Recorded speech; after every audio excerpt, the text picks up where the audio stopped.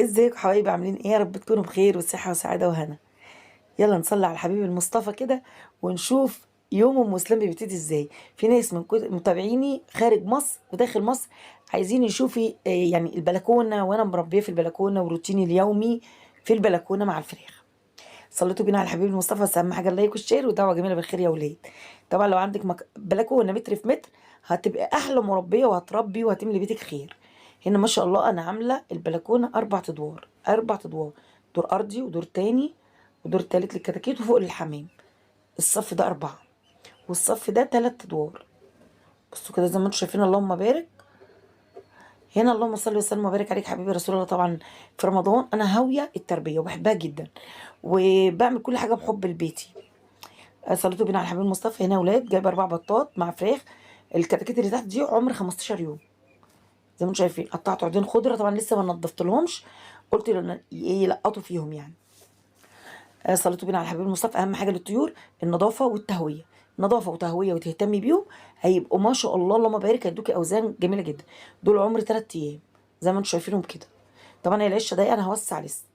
هنا طبعا قبل ما اعمل اي حاجه هلم الغسيل طبعا عشان ما يتبهدلش، عشان هعمل جير زي ما انتم شايفين ونشاره وتبني ولا ايه، فهتبهدل. هنا اول حاجه بعملها بعد ما اصحى الصبح كده الساعة 7، دلوقتي الساعة 7 الصبح معاكم، بصلي على الحبيب المصطفى كده وامسك العشة انضفها وافرش لهم جير في الاماكن. ليه الجير؟ ليه يا مسلم؟ عشان بيمتص الرطوبة. وام فرشة نشارة او تبن الحاجة اللي انت بتحطيها. ما شاء الله نظيفة جدا زي ما انتم شايفين. طول ما انت بتنضفي الطيور عايزة النظافة والاكل، نظافة واكل واهتمام، هتاخدي اوزان جميلة جدا. طبعا دول عمر 3 ايام زي ما فهمتكم. هفرش لهم كده وعينة المية من تحتيهم، هنزل للدور اللي تحت نفس النظام، اللي تحتي نفس النظام كده. هنضف واعمل التبن واعمل الجير. صليتوا بينا على الحبيب المصطفى. اللي وصل معايا لحد هنا يعمل اللايك والشير ودعوة جميلة بالخير لأم وسلام. واللي ما اشتركش في القناة يشترك فضلا وليس أمرا. بص يا حبايب قلبي، هنا عندي السقايات طبعا اغسلها، لازم اغسلها كل يوم اطهرها بميه بكلور. والاطباق الاكل.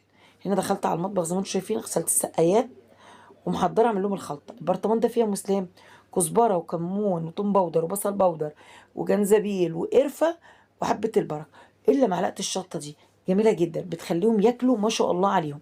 وشويه ملح واقلب الخلطه دي. طبعا عامله خلطه في برطمان جميله جدا. هنخش بقى على السقايه بتاعت الميه. بحط معلقه خميره في كل شفشه زي ما انتم شايفين كده، وعسل. بس العسل امتى؟ العسل جميل جدا رافع للمناعه، بيقوي الجسم، بيخليهم ياكلوا ويسحبوا علف كتير. هنا بس اتاكدي ان ما يكونش عندهم اسهالات، لو عندهم اسهالات العسل بيزودها. نقلب جامد زي ما انتم شايفين كده. يبقى انا عملت ايه؟ ده العلف الخشن بتاع الفراخ الكبيره، الكتاكيت الكبيره. وهنا السقايه اللي انا عاملاها زي ما انتم شايفين ازايز. كل يوم اغسلها واخليها زي القشطه، لما الاقيها خلاص مش بتنضف برميها واعمل غيرها.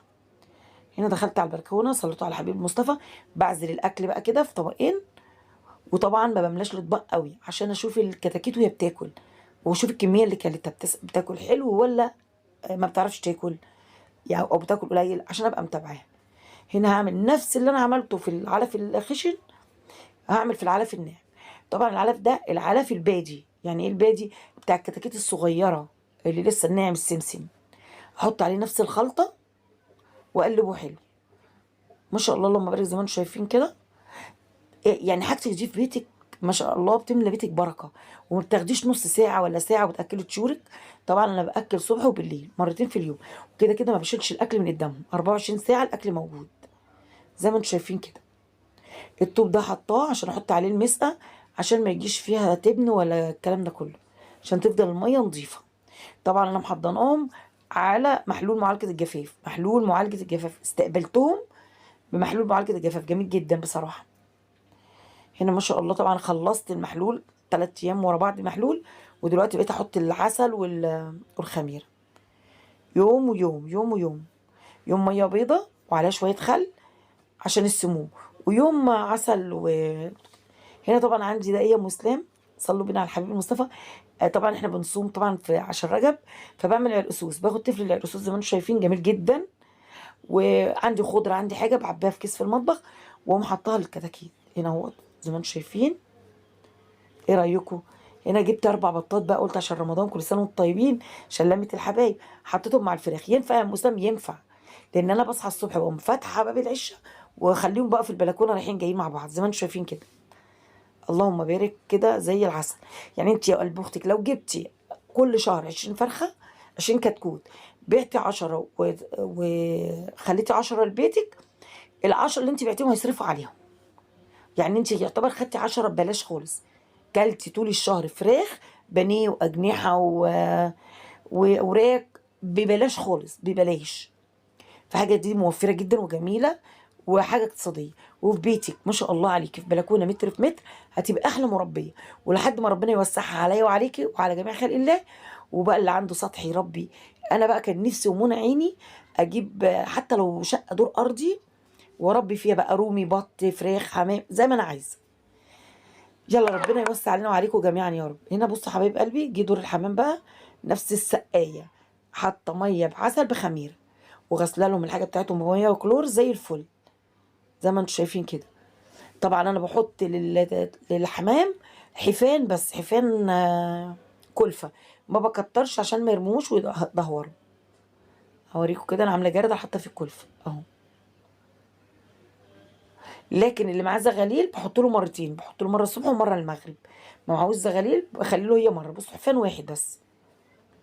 ما شاء الله اللهم بارك. الميه زي ما انتم شايفين، والطواجن ديت انا جايبه طواجن كتير، فبتاعت اكلنا غير بتاعت الحمام، يعني عشان ما تفكروش دي هي. هخش بقى فين بقى؟ صلوا على الحبيب المصطفى على العكه. انا داخله على المطبخ.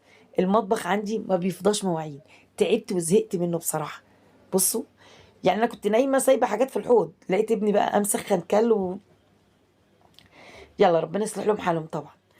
هنا ما شاء الله صلينا على الحبيب المصطفى يا ولاد ولا لسه؟ واللي ما اشتركش في القناه يشترك فضلا وليس امرا، ويفعل الجرس على كلمه الكل عشان يوصلكم مني كل جديد. هنا تغسل مواعيني بقى بالميه السخنه الجميله ديت، جو الشتاء. عندي برد والله، سامحوني. وطبعا بعد المواعين اخش على تطبيق غسيل موال كبير يعني. اهم حاجه بس المطبخ، نظافه الشقه، المطبخ. لان اكيد شقتك يعني الشقه بتبقى متنظمه، يا دوبك السراير بس اللي بتتروق. انا كان بالنسبه لي بنفض السراير واطبقها واعمل ارض بالمكنسه كده شقتي خلصت. لكن المشكله في المطبخ، المطبخ ما بيفضاش مواعين، 24 ساعه مواعين، مش عارفه اعمل ايه بالظبط. يعني لو معلقه دخلت الحوض تعرفي ان هيلم 200 معلقه. يلا مش اشكال، خليها عليا. نغسل المواعين بقى بالميه السخنه الجميله ديت. ولو ما عندكيش سخان ممكن تحطي ما شاء الله يعني حاجه كده تسخني على النار، في حله او في طبق بلاستيك، وتغسلي مواعينك كلها تبقى زي القشطه. اول حاجه الميه السخنه بتنضف المواعين جدا، وعشان خاطر البرد والكلام ده كله بتنفعك يعني بصراحه. اللهم صل وسلم وبارك عليك يا حبيبي يا رسول الله. ده روتين يومي، خلي بالكم، مش هقول لكم بالساعه، روتين يومي. في ناس بتعمل روتين اسبوعي، روتين كده، او موسمي زي في الاعياد. انا ده روتيني كل يوم، روتين هدة الحيل. الحمد لله. عندي برد جامد جدا جدا جدا. ادعوا لي ربنا يتم شفايا على خير يا رب، ويشفي كل مريض. اغسل المواعين كلها بقى. واللي بعد الغسيل المواعين رص، اهم حاجه المطبخ يبقى رايق ومرصوص الحاجه فيه، اهم حاجه. انا يعني انا ما اتخيلش ان انا ممكن في يوم من الايام اجيب غساله اطباق يا اولاد واحط الاطباق كده في الغساله وتطلع نظيفه. مش راكبه معايا بصراحه. ما اتعودتش، احب كده ادعك بايدي كده واظبط الحاجه زي ما انتم شايفين. اهم حاجه تملي بيتك خير. وطول ما انت واقفه بقى، اللهم صل وسلم وبارك عليك يا سيدي حبيبي رسول الله، اللهم صل وسلم وبارك عليك يا سيدي حبيبي رسول الله. كده الصلاه على النبي دي جميله جدا، بتفتح لك الابواب المقفله، وبتفرج الدنيا كده، وبتزيح الهم والغم والكرب يا رب العالمين لينا وليكم ولجميع خلق الله. طبعا كنت عامله هنا مكرونه بشاميل، فلازقه في الصينيه دي. بحب الصينيه دي جدا جدا. لو هعمل صينيه بطاطس اعمل فيها، لو هعمل بيتزا فيها، لو هعمل جلاش، هعمل مكرونه بشاميل فيها.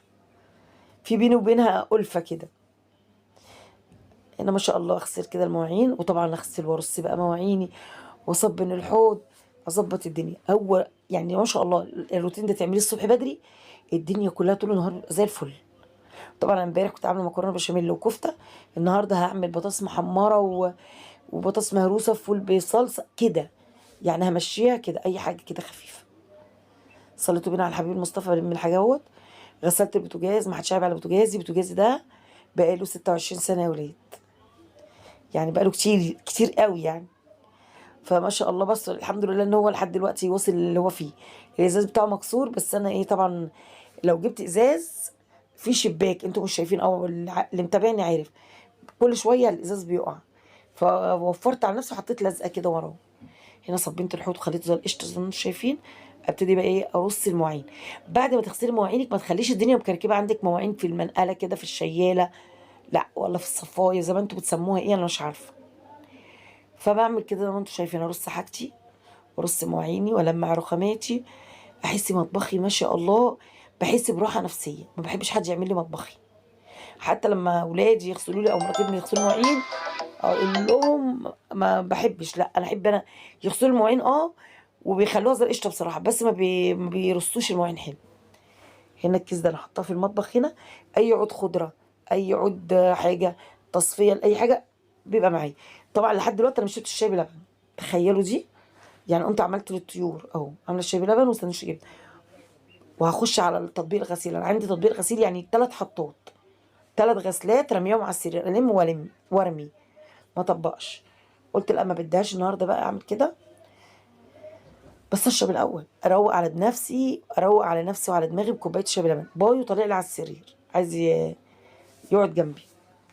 اعمل دماغي الاول كوبايه الشاي. طبعا دي يا اولاد ما تنسيش نفسك، الفطار اهم حاجه، تفطري وتغيري ريقك اول، وبعد كده تعملي اي حاجه وراكي. اهم حاجه تفطري. طبعا انا من الساعه 7 صاحيه لحد دلوقتي اهوت، دخلنا على 9 ولسه ما كنت بعمل الشاي وانا بطبق الغسيل. بس بصراحه لما بعمل الموضوع ده كله بفضل طول اليوم حاسه ان الدنيا رايقه نظيفه وجميله، ما وريش اي حاجه. هنا بطبق بقى هدوم ابني في جنب، هدوم جوزي في جنب، هدوم انا في جنب، ملايات في وط في جنب. طبعا بطبق وانا قاعده مش قادره اقف بصراحه، تعبت، دماغي وجعتني. فانا قلت اطبق وبعد كده اقوم ارص براحتي خالص خالص. بس ايه رايكم في النشاط ده؟ يعني لما كنت ساعتين اكلت طيوري ونضفت لهم ونضفت مطبخي، مش لاقيه فرد الشراب بتاع ابو اسلام، ربنا يستر. صليتوا على الحبيب المصطفى ولا لا يا ولاد؟ النهارده الخميس وبكره الجمعه، جمعه مباركه عليكم وعلى كل حبايبكم. هنا طبق الغسيل ما شاء الله، وروقت السرير زي الفل. ناقص بقى ايه؟ ارص الغسيل. رصيت الهدوم، ناقص الملايات والفوط والمفارش، حطيتها كده باقي الغسيل رصيته. طبعا اللي وصل معايا لحد هنا يعمل لايك وشير ودعوه جميله بالخير لام اسلام. قناتي مش تكبر الا بيكم بوجودكم جنبي، احلى اخوات واحلى عيله. يا رب الفيديو يعجبكم، وباذن الله تقومي تتنشطي وتعملي زي كده. ما شاء الله نشاط سريع جدا جدا جدا. اسيبكم في رعايه الله والسلام عليكم.